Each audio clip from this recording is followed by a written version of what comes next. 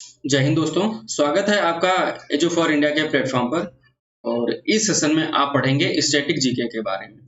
Static GK में शामिल हैं आपके एसएससी के प्रीवियस ईयर प्रश्न जो लेटेस्ट पैटर्न के तौर पर पूछे गए हैं, और इसके अंतर्गत संभावित प्रश्न क्या-क्या हो सकते हैं उनकी डिटेल भी यहाँ पर शामिल की गई है। और ये आपके एग्जाम्स जो हैं एसएससी के द्वारा कराए जाते हैं, सीजीएल और CHSL, SSC GD, SSC CPO SI वाले, और जो आपका एसएससी एमटीएस का एग्जाम कराती है उनके लिए काफी महत्वपूर्ण है, और इनके प्रीवियस प्रश्न भी इनमें शामिल हैं। ये आपका पहला सेट है, और प्रत्येक सेट के अंतर्गत क्या है कि 25 प्रश्न क्या है शामिल किए गए हैं, और इनका आपको डिटेल सोल्यूशन मिलेगा इसके अंतर्गत। तो चलिए सबसे पहले देखते हैं पहला प्रश्न हमारा क्या है। पहले प्रश्न में क्या है कि निम्नलिखित में से कौन सा नृत्य यानी कि डांस फॉर्म मंदिरों को समर्पित है, यानी कि मंदिरों में किया जाता था, और इसे पहले सदिर या फिर सादिर के नाम से जाना जाता था। ये क्वेश्चन आपका सीएचएसएल एसएससी के द्वारा 2022 में पूछा गया। तो ऑप्शन ए कह रहा है कि भरतनाट्यम होगा, या फिर ऑप्शन बी कथकली होगा, या फिर ऑप्शन सी कथक होगा, या फिर ऑप्शन डी मणिपुरी होगा। तो इसमें सही उत्तर आपका भरतनाट्यम हो जाएगा। और फिर कथकली की अगर बात करें तो कथकली कहाँ का ये केरल का डांस है, केरल का डांस फॉर्म है। और यहाँ पर कथ का मतलब निकल करके आता है कथा, यानी कि या फिर कथा या फिर कहानी, और कली का मतलब होता है कली या फिर कला, यानी कि कला या फिर जैसे आप आर्ट कहते हो। और कथक की बात करें, कहीं कहीं कथक लिखा होता है, कहीं कहीं इस तरीके से आधा ता लगा करके कथक कर दिया जाता है। तो ये क्या है, ये यूपी या उत्तर प्रदेश ना लिख करके अगर उत्तर भारत लिख करके आए तो ये यहाँ इस जगह का एक डांस फॉर्म है। और मणिपुरी आपका तो जानते हो कि ये मणिपुर का डांस है या नृत्य है, और ये आपका हो जाता है तमिलनाडु, जहाँ का ये आपका भरतनाट्यम डांस फॉर्म है। अब इसके बारे में थोड़ी डिटेल जान लेते हैं, जिससे कि क्वेश्चन आपके एग्जाम में बन सकते हैं या संभावना है। तो सदिर क्या है, एक भरतनाट्यम का ही नाम है, और इसकी उत्पत्ति कहाँ से होती है, तमिलनाडु से मानी जाती है। भरतनाट्यम में क्या है कि इसका भरतनाट्यम का जो संगीत है दक्षिण भारत की जो कर्नाटक प्रणाली है इससे संबंधित है। और थोड़ा बहुत यहाँ पे जानते हैं कृष्ण अय्यर के बारे में। जो कृष्ण अय्यर क्या है कि इन्होंने क्या किया था कि सबसे पहले सदी नृत्य के लिए भरतनाट्यम शब्द इन्होंने गढ़ा था, यानी कि उसको सामने लेकर के आए थे। और यह एक एकल नृत्य है, यानी कि यह एक ऐसा नृत्य है जो विशेष रूप से खासकर रूप से महिलाओं के द्वारा किया जाता है। और यह एक ऐसा नृत्य है किस टाइप का, यह एक ऐसा नृत्य है कि जिसमें भाव है, राग है, रास है और ताल, ये चीजें शामिल हैं। तो इस तरीके से यह आपका जो भरतनाट्यम है डांस फॉर्म किया जाता है। आगे देखते हैं यहाँ पर जो अगला क्वेश्चन दिया हुआ है कि भारत का पहला पारंपरिक नृत्य कौन सा है जिसे थिएटर कला के रूप में नए सिरे से तैयार किया गया और इसे देश और विदेश दोनों में व्यापक रूप से प्रदर्शित किया गया। तो ऑप्शन ए कह रहा है कि कुचिपुड़ी डांस होगा, ऑप्शन बी मणिपुरी, या फिर कथकली, या फिर भरतनाट्यम। इसका भी उत्तर जो होगा ऑप्शन डी यानी कि भरतनाट्यम होगा। तो आपको यहाँ पे समझ में आ रहा होगा कि भरतनाट्यम के ही क्वेश्चन को कितने तरीके से पूछा जा सकता है, और पूछ चुका है आपका आयोग एसएससी। और ये वो भी क्वेश्चन 2022 में था, और यह भी क्वेश्चन 2022 में पूछा गया है। तो भरतनाट्यम इसका सही उत्तर होगा। अगर कुचिपुड़ी की बात करें तो ये आंध्र प्रदेश का डांस है, यहाँ पर देख पा रहे हो ये आंध्र प्रदेश का है। और ये मणिपुरी जो है आपका मणिपुर का है। ये यहाँ पर देख सकते हो आर्टिस्ट किस तरीके से पहनावा पहनते हैं और डांस को यहाँ पर परफॉर्म करते हैं। और फिर यहाँ पर देखते हैं कथकली कहाँ पर परफॉर्म किया जाता है। जो कथकली है आपका केरल में परफॉर्म किया जाता है। कथकली के अलावा केरल में एक और डांस फॉर्म किया जाता है जिसको आप क्या कहते हो, मोहिनी अट्टम के नाम से भी जानते हो, तो इसे भी आपको ध्यान रखना है। फिर आगे देखते हैं भरतनाट्यम के बारे में और कौन से क्वेश्चंस बन सकते हैं। तो भरतनाट्यम में क्या है, भरतनाट्यम एक भारतीय शास्त्रीय नृत्य का एक प्रमुख रूप है, और इसकी उत्पत्ति तमिलनाडु में हुई है जैसे आप जानते हो। और एक सबसे खास बात यह कि सोमेश्वर तृतीय के द्वारा एक कृति लिखी गई थी कन्नड़ में, जिसका नाम था मानोल्लास। इसमें क्या था, इस जो नृत्य का रूप है या डांस का जो फॉर्म है इसका उल्लेख उसमें संक्षिप्त यानी कि आपका समरी टाइप से उसमें किया गया था।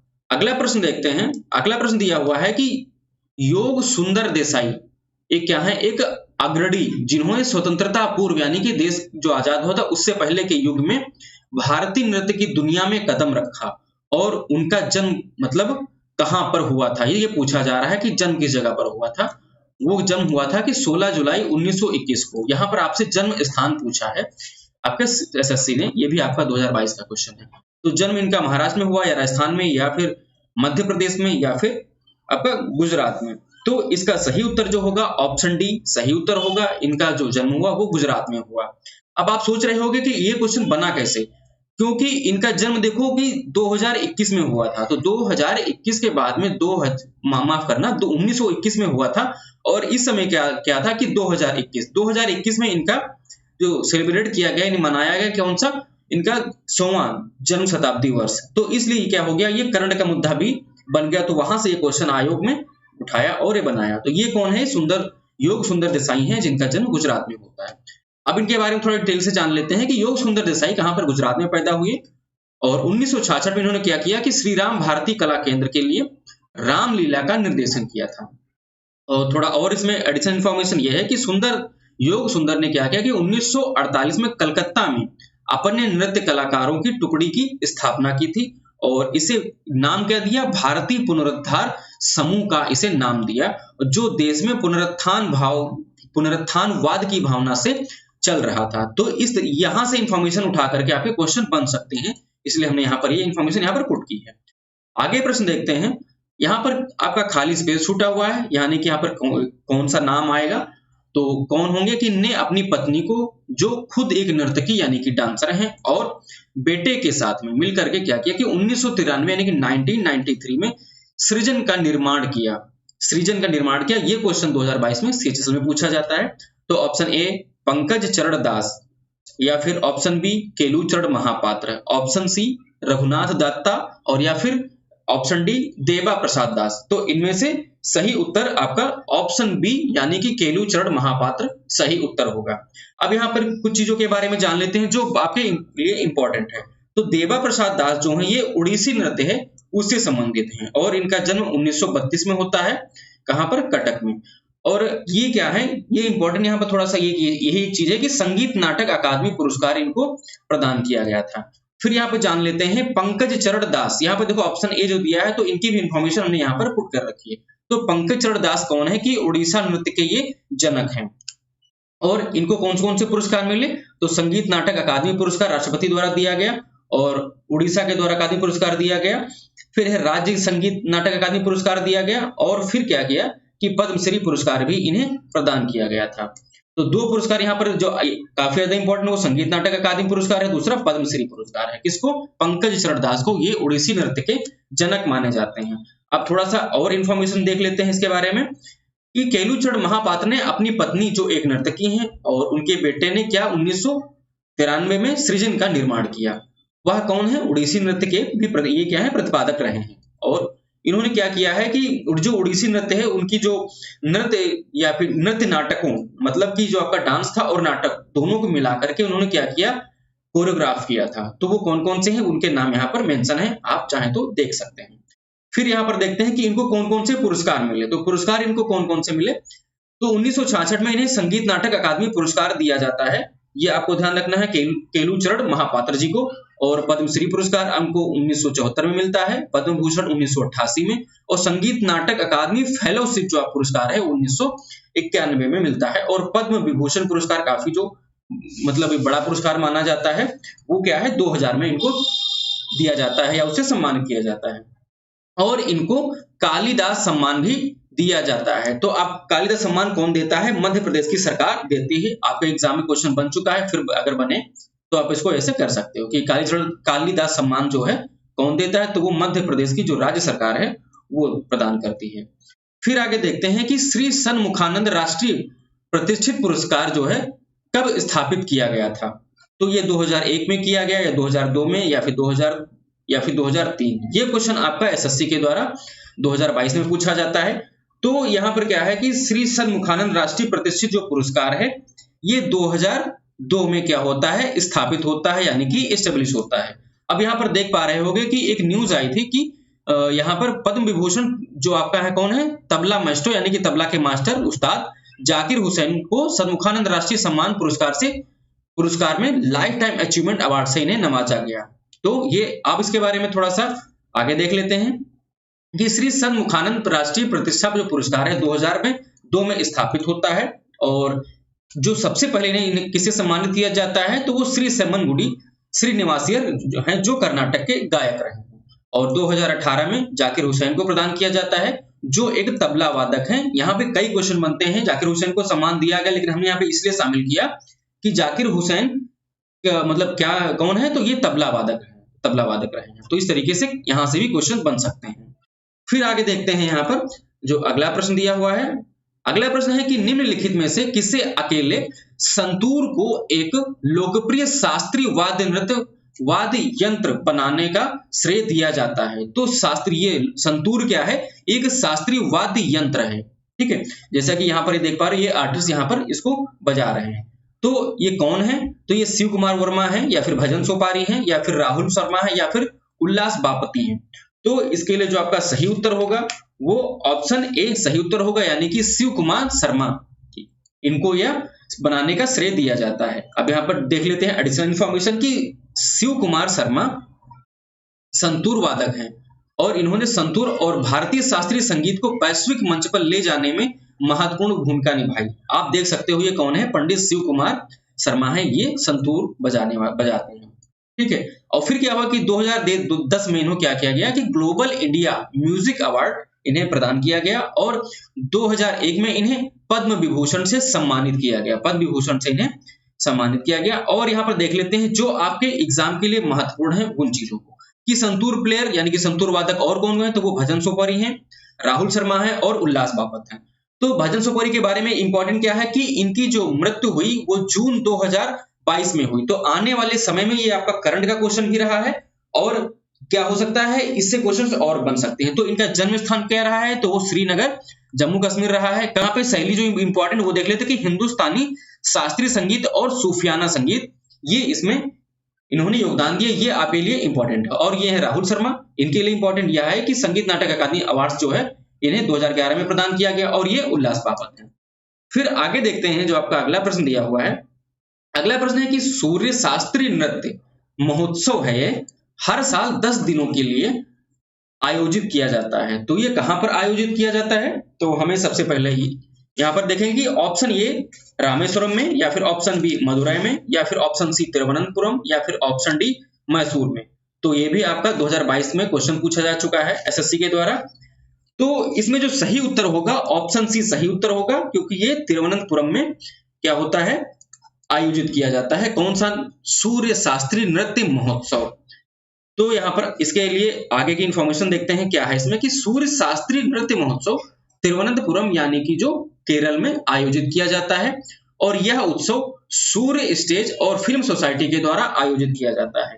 अब केरल के कुछ और बहुत ही फेमस त्योहार हैं जिनके नाम यहाँ पर लिखे हैं, वो कौन है, ओनम है, अटुक्कल पोंगल है, विशु और त्रिचूरपुरम, थैयम महोत्सव, नाव दौड़ महोत्सव और मकरविलक्कू, अदूर गजमेला, पेनकुनी महोत्सव और अंबाला पूजा अरट्टू। ये क्या है, केरल के आपके प्रसिद्ध त्योहार है। लेकिन यहाँ पे 3 और त्योहार हैं, ये इसी में के जो इंपॉर्टेंट है वो कौन है, ओणम है।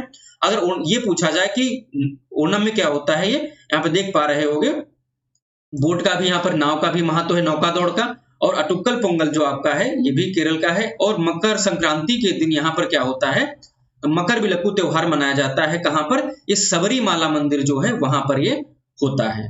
फिर आगे देखते हैं जो आपका अगला प्रश्न दिया हुआ है कि निम्नलिखित में से कौन मेला, एक मेला है कौन सा, मस्तान शाह वली की दरगाह पर आयोजित किया जाता है। ये एमटीएस के द्वारा 2021 में पूछा गया। तो ये कहां पर है, ऑप्शन ये पीर बुंधन मेला है, या हीरा भूमि मेला है, ऑप्शन सी कर्मा मेला है, करम मेला है, या फिर धमोनी उर्स है। तो इसमें सही उत्तर आपका हो जाएगा ऑप्शन डी यानी कि धमोनी उर्स। तो मस्तान शाह वली की दरगाह पर यह धमोनी उर्स मेला आयोजित किया जाता है। अब इसके बारे में इंफॉर्मेशन देखते हैं कि धमोनी उर्स मस्तान शाह वली की दरगाह पर लगने वाला एक मेला है और ये कहां पर लगता है, ये मध्य प्रदेश में एक सागर जिला है वहां पर लगता है। कब, अप्रैल मई में ये आयोजित किया जाता है मेला।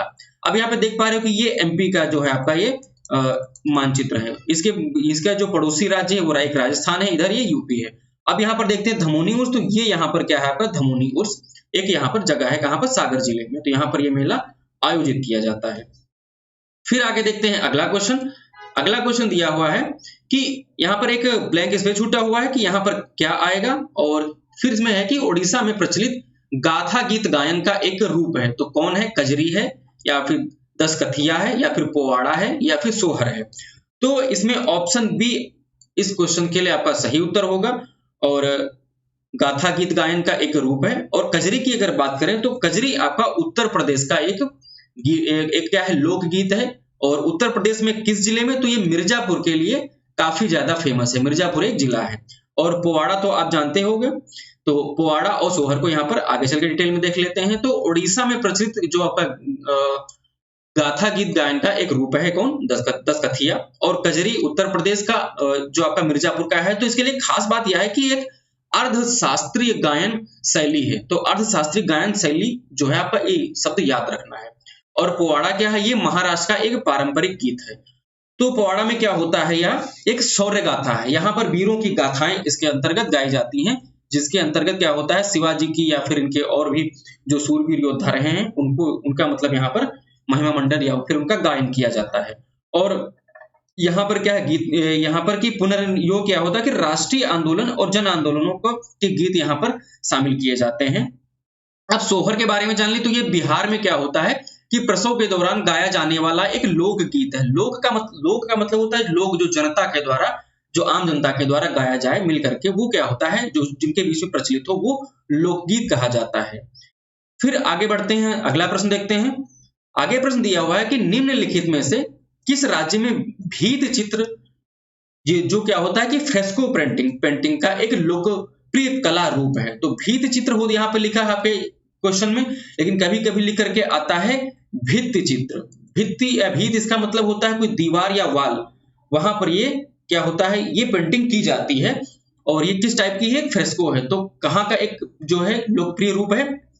तो ये कर्नाटक का होगा, या नागालैंड का होगा, या फिर हरियाणा का, या फिर महाराष्ट्र का। तो जो आपका सही उत्तर होगा वो ऑप्शन सी सही उत्तर होगा। जैसा मैंने कहा कि भित्ति चित्र या भीति चित्र का मतलब होता है कि कोई वाल या दीवार, वहां पर ये किया जाए। तो ये हरियाणा का फेमस है। जैसा कि यहाँ पर आपके सामने ये फोटो भी आप यहाँ पे देख पा रहे हो कि दीवार पर उस समय जो चीजें थी, लोकजन या लोगों के बीच में जो फेमस थी, उन चीजों को यहाँ पर उकेरा जाता था, या पर उनकी पेंटिंग यहाँ पर की जाती थी। और फिर यहाँ पर देख लेते हैं कि माता मनसा देवी मंदिर और कालायत कपिल मुनि मंदिर और भिवानी में हवेलियों में ऐसे चित्रों के जो शानदार हैं उदाहरण आपको देखने को मिल जाएंगे। फिर आगे देखते हैं यहाँ पर कि जो लोक उद्देश्य के माध्यम से जातक कहानियों को चित्रित करते हैं और उस समय के सामाजिक विकास की जो कहानियां हैं वह भी ये बताते हैं। फिर आगे देखते हैं, अगला प्रश्न यह है कि भारत में स्थापित होने वाला पहला क्षेत्रीय ग्रामीण बैंक कौन था, यानी कि रीजनल रूरल बैंक कौन था। तो ये भी क्वेश्चन आपका 2022 में एसएससी के द्वारा पूछा गया। तो ये वो बैंकों की बात की जा रही है जो गांव में होती हैं, ठीक है, यानी कि क्षेत्रीय ग्रामीण बैंक होती है। तो कौन था यहाँ पर? ग्रामीण बैंक था, या फिर आरोहण, या फिर प्रथमा ग्रामीण बैंक, या फिर विकास बैंक। तो इसमें सही उत्तर आपका ऑप्शन सी हो जाएगा, प्रथमा ग्रामीण बैंक आपका जो है भारत में स्थापित होने वाला पहला क्षेत्रीय ग्रामीण बैंक था। अब इसके बारे में सारी इंफॉर्मेशन देख लेते हैं, जिस जिस एंगल से क्वेश्चन बन सकता है उस सब को यहाँ पर कवर कर लेते हैं। कि 2 अक्टूबर 1975 में क्या हुआ था कि प्रधानमंत्री इंदिरा गांधी के द्वारा सबसे पहले प्रथमा ग्रामीण बैंक की स्थापना की गई थी, जिसकी पूंजी क्या थी? जिसकी पूंजी 5 करोड़ थी, जैसे यहाँ पर लिखा हुआ है। और यह क्या हुआ था कि मुरादाबाद उत्तर प्रदेश में स्थापित किया गया था। और फिर क्या हुआ था कि कुछ दिनों बाद में 30 नवंबर 2007 को प्रथमा ग्रामीण बैंक में सर्व यूपी ग्रामीण बैंक को विलय कर दिया गया, यानी कि मर्ज कर दिया गया। तो इसलिए अब यह प्रथमा यूपी ग्रामीण बैंक के नाम से जानी जाती है। फिर देख लेते हैं कि जो प्रथमा ग्रामीण बैंक का जो स्वामित्व है वो क्या है कि 50% भारत सरकार के अधीन है, और राष्ट्रीयकृत जो बैंक है उसके पास में क्या है 35% हिस्सा है, और जो राज्य जिस राज्य में है उसके पास 15% इसका हिस्सा या फिर हिस्सेदारी शामिल है।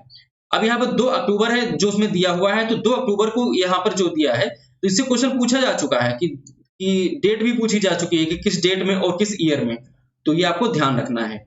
फिर आगे देखते हैं कि फुटबॉल का जो आपका खिलाड़ी को चेतावनी देने के लिए किस रंग का कार्ड इस्तेमाल किया जाता है, ये एसएससी 2022 में। तो यहाँ पर जो लाल रंग होगा, नीला रंग होगा, या फिर हरा रंग होगा, या फिर पीला रंग होगा। तो ऑप्शन डी आपका सही उत्तर होगा, यानी कि पीले रंग का कार्ड यहाँ पर दिखाया जाता है, शो किया जाता है। तो फुटबॉल में किसी खिलाड़ी को चेतावनी यानी वार्निंग देने के लिए पीले रंग का कार्ड जो होता है उसको यहाँ पर उपयोग में लाया जाता है। और एक लाल रंग का जो कार्ड होता है, इसका मतलब होता है कि खिलाड़ी खेल के मैदान से बाहर हो जाता है, लाल कार्ड जब दिखाया जाता है। और फुटबॉल में क्या होता है कि हर तरफ यानी कि 2 टीमें होती हैं, दोनों तरफ क्या होता है कि 11-11 प्लेयर्स होते हैं। ऐसे क्वेश्चन बने तो आपको ध्यान रखना है। और एक मानक फुटबॉल जो मैच होता है उसका अगर टाइम की अगर बात करें तो वो 90 मिनट का होता है। 45 मिनट में फर्स्ट इनिंग और 45 मिनट में दूसरी इनिंग, यानी कि 45-45 मिनट की यहाँ पर 2 पारियां खेली जाती हैं। अगला जो प्रश्न है कि निम्नलिखित में से किस भारतीय खिलाड़ी ने प्लेइंग टू विन एक नामक क्या है आत्मकथा लिखी। ये एसएससी 2022 में क्वेश्चन पूछा गया। तो प्लेइंग टू विन, तो ये क्या है, एक ऑटोबायोग्राफी है। तो किसकी है? तो सानिया मिर्जा की अगर बात करें तो सानिया मिर्जा की एक बुक थी, कौन सी, वो यहाँ पर आप देख पा रहे होगे, एस अगेंस्ट ऑड्स। तो ये उनकी क्या है, ऑटोबायोग्राफी है। फिर यहाँ पर देखते हैं जो प्लेइंग टू विन, तो ये क्या है आपका जो साइना नेहवाल है, यानी कि ऑप्शन सी आपका इस प्रश्न के लिए सही उत्तर होगा। और फिर यहाँ पर देख लेते हैं कर्णम मल्लेश्वरी। तो कर्णम मल्लेश्वरी के बारे में थोड़ा जान लेते हैं, ये काफी इंपॉर्टेंट है कि 19 सितंबर 2000 को, सन 2000 को कर्णम मल्लेश्वरी ने क्या किया था कि 240 किलोग्राम भार जो था उठा करके इन्होंने कांस्य ओलंपिक में, सिडनी ओलंपिक में इन्होंने कांस्य पदक जीता था। ये आपके लिए बहुत ही इंपॉर्टेंट है, क्वेश्चन बन चुके हैं, फिर क्वेश्चन बनेंगे, इसलिए यहाँ पर फैक्ट ये है, यहाँ शामिल है। और ओलंपिक में पदक जीतने वाली वह पहली भारतीय एथलीट बनी थी। और फिर उन्होंने क्या किया, उन्हें कौन सा सम्मान हासिल किया कि 1995-96 में उन्हें भारत का सर्वोच्च खेल सम्मान राजीव गांधी खेल रत्न पुरस्कार प्राप्त किया। और 1999 में क्या हुआ कि नागरिक सम्मान जो होता है कि पद्मश्री, उससे नवाजा गया। और 1994 में क्या हुआ कि अर्जुन पुरस्कार से इन्हें सम्मानित किया गया, जो खेल में भारत का दूसरा सबसे बड़ा पुरस्कार है। तो ये कौन है? ये भारोत्तोलक है, कौन, वेटलिफ्टर कर्णम मल्लेश्वरी। अब यहाँ पे थोड़ा डिटेल में और जान लेते हैं कि प्लेइंग टू विन किसका है ऑटोबायोग्राफी, तो ये साइना नेहवाल का है। फिर यहाँ पे देखते हैं कि शटलिंग टू द टॉप, तो शटलिंग टू द टॉप ये यहाँ पे देखो बुक का क्या है, फ्रंट कवर है, यानी कि यहाँ पे देख पा रही है किसका है, ये स्टोरी ऑफ किसकी है, पीवी सिंधु, ये आपको ध्यान रखना है। और इसके लेखक कौन है, वी कृष्णस्वामी हैं, जिन्हें आपको याद रखना है। अब यहाँ पे कुछ और देख लेते हैं जिनकी यहाँ पर ऑटोबायोग्राफी है। तो प्लेइंग इट माई वे, ये सचिन तेंदुलकर जी का क्या है, ऑटोबायोग्राफी है, यानी कि आत्मकथा है। और the state of my life, sorry माफ करना, the test of my life, ये क्या है, युवराज सिंह की क्या है, ऑटोबायोग्राफी है। अ शॉर्ट इट हिस्ट्री, ये क्या है, अभिनव बिंद्रा की ऑटोबायोग्राफी है, आत्मकथा है। और अनब्रेकेबल क्या है, मैरी कॉम की आत्मकथा या फिर ऑटोबायोग्राफी है। The race of my life क्या है, मेरे जिंदगी की दौड़ कह सकते हैं, ये क्या है, मिल्खा सिंह की क्या है, ऑटोबायोग्राफी यानी कि आत्मकथा है। और फिर straight from my heart, straight from my heart, ये किसका, कपिल देव का ऑटोबायोग्राफी है। अगला प्रश्न देखते हैं। अगला प्रश्न में दिया हुआ है कि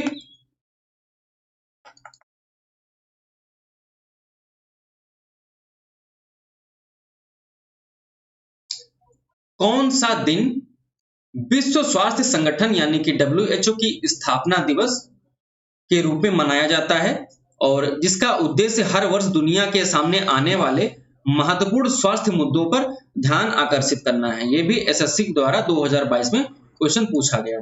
तो यहाँ पर सीधा सीधा उत्तर बता रहा हूं कि ऑप्शन बी आपका सही उत्तर होगा। वो क्या होगा, 7 अप्रैल। अब इसके बारे में जितनी इंफॉर्मेशन बन सकती है वो यहाँ पर देखते हैं कि विश्व स्वास्थ्य संगठन संयुक्त राष्ट्र की क्या है, एक विशेष एजेंसी है।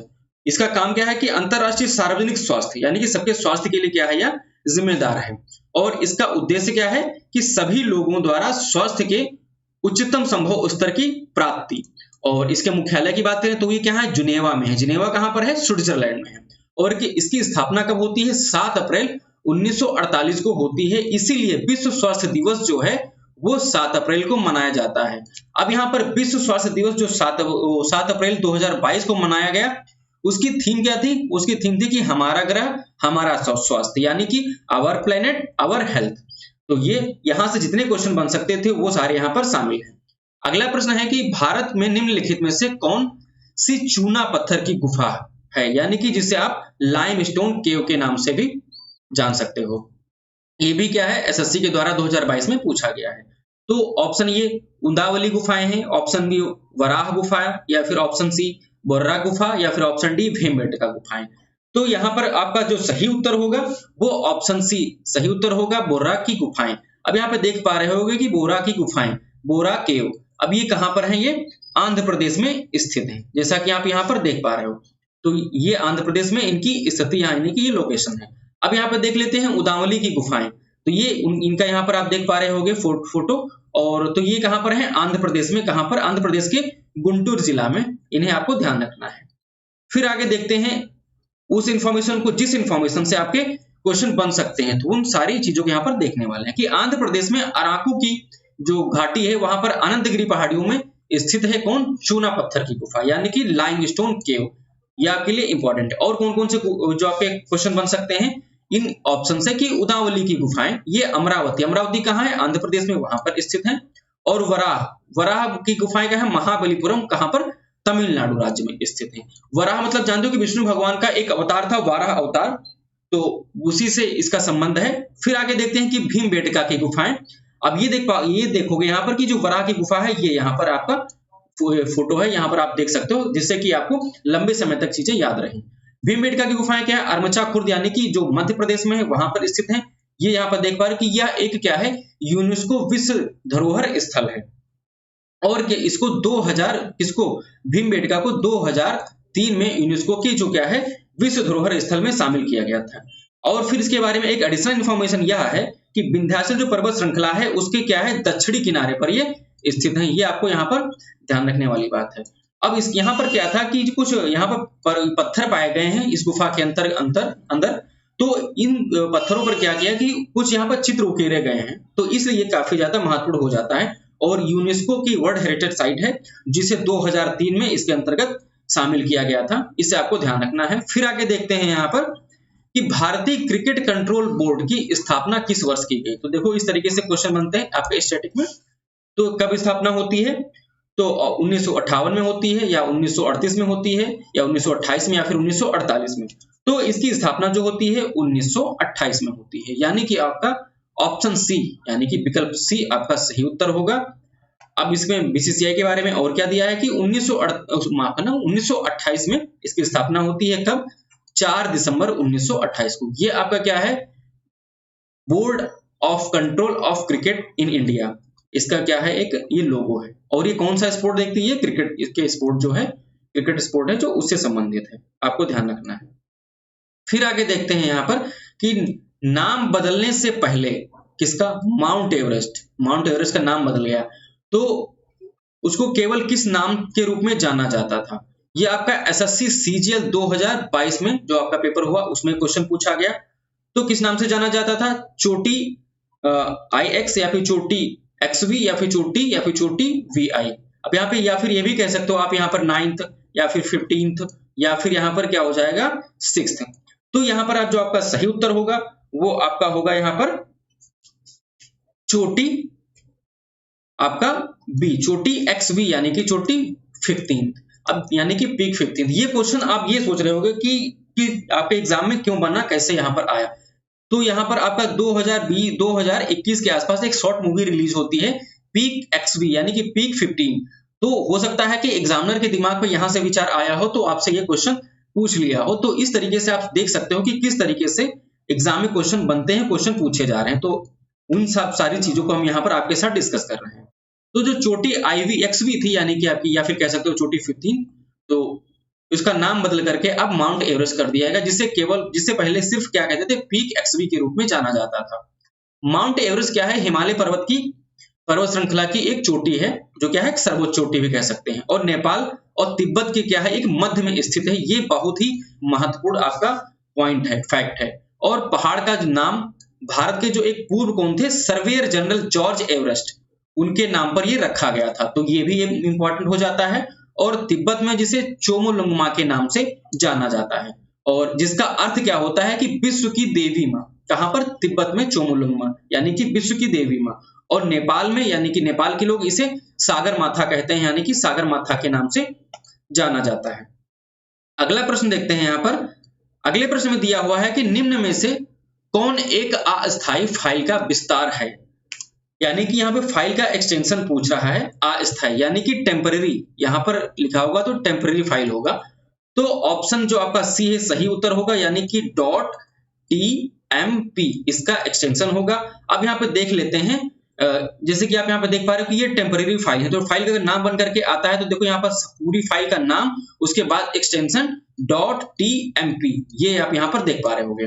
और यहाँ पर देख पा रहे होंगे कि XLSX, तो ये क्या है आपका जो MS वर्ड की एक फाइल होती है, जो जैसे कि होता है एक्सेल होता है, या उसका हो सकता है, या फिर आपका MS ऑफिस हो सकता है, या फिर पावर पॉइंट का हो सकता है। तो ये किसका होगा आपको ध्यान रखना है और इसको कवर करके जाना है। अगला देखते हैं यहाँ पर कि .tnt, तो ये क्या है, ये भी एक क्या है आपका फाइल का एक्सटेंशन है। कौन सी है, टर्न टूल फाइल, उसका एक एक्सटेंशन है। उसके बारे में अगर आपको ज्यादा डिटेल में जानना है तो यहाँ पर लिखा है, आप इसको पढ़ सकते हो। अब देखते हैं यहाँ पर कि एक अस्थायी फाइल जिसे टेम्परेरी फाइल के रूप में जाना जाता है, तो उसका एक्सटेंशन क्या होगा कि .tmp होगा। और जेपीजी या फिर जेपीईजी का पूर्ण रूप क्या होता है कि ज्वाइंट फोटोग्राफिक एक्सपर्ट ग्रुप, इसका क्या हो जाएगा, फुल फॉर्म हो जाएगा। और पीडीएफ को जो पूर्ण रूप होगा या फिर फुल फॉर्म होगा पोर्टेबल डॉक्यूमेंट फॉर्मेट, इसका पूर्ण रूप यानी कि सही फॉर्मेट होगा। फिर आगे देखते हैं यहाँ पर कि अर्थशास्त्र के संदर्भ में यूएनडीपी का सही अर्थ क्या होगा, ये एसएससी के द्वारा 2021 में पूछा जाता है। तो यहाँ पर सीधा सीधा यूएनडीपी, तो इसका सही उत्तर जो आपका होगा ऑप्शन बी सही उत्तर हो जाएगा, यानी कि यूनाइटेड नेशन डेवलपमेंट प्रोग्राम। यहाँ पर डेवलपमेंट है, देखो यहाँ पर नेशन सब कुछ सही है, इतना सही है, और फिर यहाँ पे प्रोग्राम सही है, तो ये डेवलपमेंट, ये विकास की बात करता है, ठीक है। तो हमेशा यहाँ पर क्या होगा, डेवलपमेंट होगा यानी कि विकास होगा। तो ये ऑप्शन ए कैंसिल होता है, ये भी सी और डी कैंसिल हो जाते हैं, सिर्फ ऑप्शन बी आपका सही उत्तर होगा। अब यहाँ पे देखते हैं यूएनडीपी के बारे में थोड़ा सा कि यूनाइटेड नेशन डेवलपमेंट प्रोग्राम, इसका सही उत्तर होगा। और अर्थशास्त्र के संदर्भ में यूएनडीपी का अर्थ है क्या है कि संयुक्त राष्ट्र विकास कार्यक्रम, हिंदी में से कहेंगे। और यूएनडीपी देशों को क्या है, देशों को गरीबी खत्म करने और सतत आर्थिक विकास और मानव विकास हासिल करने में क्या करता है, इसे मदद करता है। हाँ, इसके अगर हेडक्वार्टर यानी कि मुख्यालय की बात करें तो अमेरिका के न्यूयॉर्क शहर में है। और यूएनडीपी क्या करता है, हर साल मानव विकास जो रिपोर्ट है या फिर मानव विकास जो सूचकांक है वो प्रकाशित करता है या फिर जारी करता है। ये यहाँ पर यूएनडीपी, ये इसका लोगो है, और ये क्या करता है, जो रिपोर्ट जारी करता है उसे आप यहाँ पर देख पा रहे होंगे। फिर आगे देखते हैं कि कामाख्या मंदिर फिर है ब्लैंक स्पेस में स्थित है, तो कहां पर स्थित है, ऑप्शन ए गुवाहाटी में, ऑप्शन बी कोहिमा, या फिर ऑप्शन सी इम्फाल, या फिर ऑप्शन डी अगरतला। तो इसमें जो आपका सही उत्तर होगा यानी कि ऑप्शन ए यानी कि गुवाहाटी आपका सही उत्तर हो जाएगा, ऑप्शन ए। अब इसके बारे में क्या क्या इंफॉर्मेशन हो सकती है, तो ये क्या है, संबंध किससे है इसका, हिंदू धर्म से, और कहां पे कौन से देवता, तो कामाख्या है। और इसके अंतर्गत एक त्योहार आता है, उसका नाम है अंबुबाची का मेला। तो ये कहाँ लगता है, तो असम के कहां पर, कामाख्या मंदिर के अंतर्गत आता है, या कामाख्या मंदिर में ये लगता है। और इसकी अवस्थिति कहां पर है, स्थित कहां पर, तो नीलांचल पहाड़ी है, कहां पर, गुवाहाटी में, वहां पर ये स्थित है। अब इसके बारे में देख लेते हैं, कामाख्या मंदिर कहां पर स्थित देख चुके, नीलांचल पहाड़ी जान चुके हैं, और एक देवी कामाख्या को समर्पित है, तो ये याद रखना है। तो गुवाहाटी, नीलांचल, कामाख्या और अंबुबाची मेला, इन चारों चीजों को आपको याद रखना है। फिर आगे देखते हैं, जो आपका अगला प्रश्न है कि दक्षिण भारतीय फिल्म नृत्य जो है या फिर डांस कोरियोग्राफर, नृत्य कोरियोग्राफर जो रहे हैं कौन, के शिवशंकर ने 2010 में तेलुगु फिल्म मगाधीरा में सर्वश्रेष्ठ नृत्य कला के लिए निम्नलिखित में से कौन सा प्रतिष्ठित पुरस्कार इन्हें प्रदान किया गया या फिर जीता था। तो ये सीजीएल के एसएससी के द्वारा 2022 में पूछा गया। तो जो ऑप्शन आपका ए होगा सही उत्तर हो जाएगा, यानी कि राष्ट्रीय फिल्म पुरस्कार इन्हें मिला या फिर इन्होंने जीता था। अब ये 2010 में पिक्चर बनी थी या फिर मूवी बनी थी, उसका क्वेश्चन आपका 2022 में पूछा जा रहा है, तो ऐसा क्यों, तो ऐसा इसलिए क्योंकि इनकी जो मृत्यु होती है तो वो होती है आपका 2021, तो 2021 में होती है, इसलिए क्या होता है, ये करंट का भी क्वेश्चन बन जाता है, तो यहाँ पर ये भूमिका निभाता है, तो इसलिए इसको जीएस से लिंक करके क्वेश्चन बना दिया जाता है। फिर यहाँ पर देखते हैं कि जो आपका 2010 में राष्ट्रीय पुरस्कार प्रदान किया गया, वही इंफॉर्मेशन यहाँ पर दी हुई है। फिर बढ़ते हैं अगले क्वेश्चन की तरफ। अगला क्वेश्चन जो दिया है कि गढ़वाल के रैनी गांव जो है, उसमें क्या है कि 1970 में किस पर्यावरण आंदोलन के लिए जाना जाता है रैनी गांव को। तो रैनी गांव में क्या हुआ था कि साइलेंट वैली मूवमेंट बचाव हुआ था या फिर चिपको आंदोलन हुआ था। या फिर जंगल बचाओ आंदोलन हुआ था, या फिर अपिक्को आंदोलन हुआ था? तो इसमें शामिल है आपका ऑप्शन बी सही उत्तर होगा, यानी कि चिपको आंदोलन कहां पर हुआ था? गढ़वाल के रैनी गांव में। कब? 1970 में। किससे संबंधित था? पर्यावरण एक आंदोलन था। अब इसके बारे में क्या क्या क्वेश्चन बन सकते हैं, सारे ऑप्शंस की डिटेल देखते हैं कि चिपको आंदोलन क्या था कि गढ़वाल के रैनी गांव में 1970 में हुआ था, और इसके लिए कौन था कि सुंदरलाल बहुगुणा जी ने क्या किया था? इस आंदोलन को एक सही दिशा प्रदान की थी, सही दिशा में इसको लेकर के गए थे। अब यहाँ पर एक आपके ऑप्शन में था कि साइलेंट वैली बचाओ आंदोलन।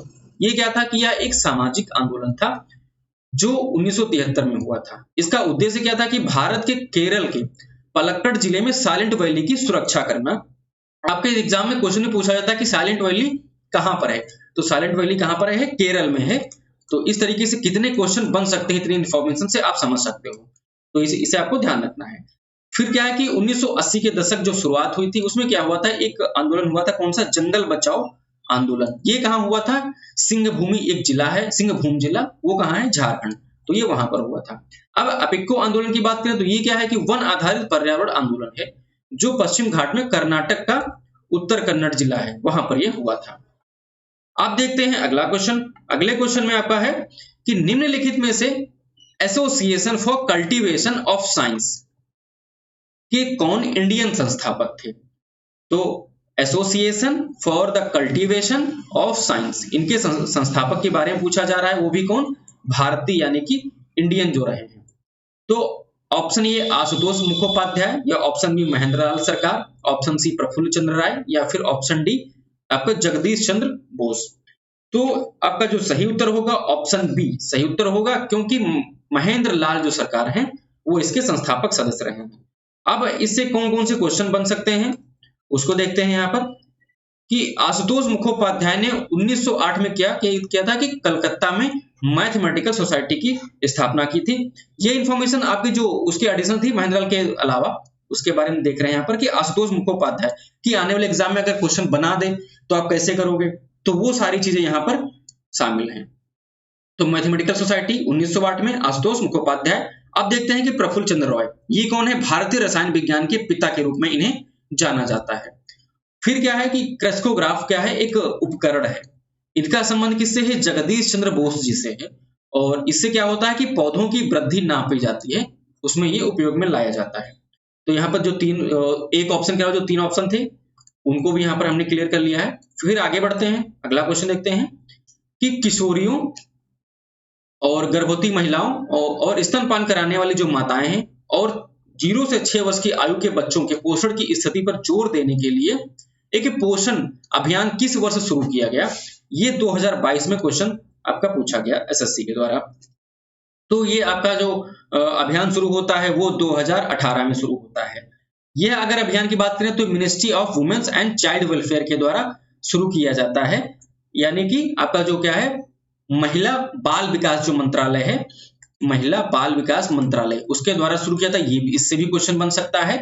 और जो पोषण अभियान है इसका नाम क्या है कि PM's over reaching scheme of holistic nourishment, और इसका जो टैगलाइन है सही पोषण देश रोशन। यहां से भी क्वेश्चन बन सकता है। तो जितनी चीजें यहां से चीजों से क्वेश्चन बन सकता है उन सारी चीजों को यहाँ पर शामिल किया गया है। अब इसके बारे में और जो एडिशनल इंफॉर्मेशन वो देखते हैं कि 8 मार्च 2018 को अंतरराष्ट्रीय महिला दिवस हुआ था। तो उस दिन क्या हुआ था, इसकी घोषणा की गई थी सरकार के द्वारा, शुरू किया गया था कौन, और इसको एक अन्य नाम से भी जाना जाता है जिसे आप राष्ट्रीय पोषण मिशन भी कह सकते हैं। और इसका लक्ष्य क्या है कि 2022 तक 0 से 6 वर्ग जो आयु वर्ग के बच्चे हैं उनमें स्टंटिंग को 38.4 से घटाकर के 25% तक लाना है, यानी कि कम करके करना है। जो अब आपके दिमाग में आ रहा होगा, आपको पता है तो अच्छी बात है, अगर आपको नहीं पता तो यहाँ पे देख सकते हैं कि स्टंटिंग क्या है।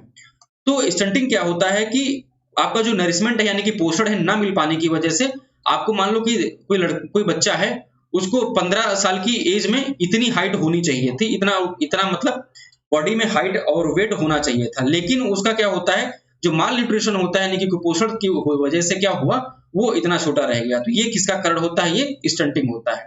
अब स्टंटिंग क्या है? एक जीरंड है, वर्ब है। अब यहाँ पे इसको और विस्तार में देखना चाहो तो इसका मतलब क्या होता है कि किसी के सम्यक विकास या फिर वृद्धि को रोक देना, तो वो क्या होता है, स्टंट या फिर स्टंटिंग। आगे देखते हैं, आपका जो अगला प्रश्न है कि निम्नलिखित में से किसने शिलोंग चैम्बर कोर की स्थापना की, तो ये कौन है, तो इसमें सबसे पहला अगर ऑप्शन जो दिया है कि नील नोंग किंड्रा, तो ऑप्शन ए जो आपका दिया है आपका यही सही उत्तर होगा सीधे सीधे। तो अब यहाँ पे देखते हैं कि शिलांग चैम्बर कोर के जो संस्थापक हैं वो कौन थे, प्रसिद्ध संगीतकार थे, कौन, नील नोंग किंड्रे है, और इनका जनवरी 2022 में निधन हो गया, इसलिए क्वेश्चन बना एसएससी के द्वारा 2022 में। नील नोंग किंड्रे द्वारा 2001 में स्थापित क्या शिलोंग चैम्बर कोर एक बहुशैली वाला गाना बजाने वाला क्या है, एक कोयर है, और जिसने क्या किया था कि 2010 में एक रियलिटी टीवी शो हुआ था जिसका नाम था इंडियाज गॉट टैलेंट, उसको इसी क्या किया था, इन्हीं के ग्रुप में जीता था। अब यहाँ पे देख पा रहे हो कि ये क्या है, नील नोंग किन रहा है, और इन्हें क्या किया गया कि 2015 में प्रणब मुखर्जी के द्वारा 2015 में पद्मश्री पुरस्कार से इन्हें सम्मानित किया गया। तो ये थे हमारे यहाँ तक के आपके क्वेश्चन, और फिर मिलते हैं आपको अगले सेट के साथ में, तब तक के लिए जय हिंद।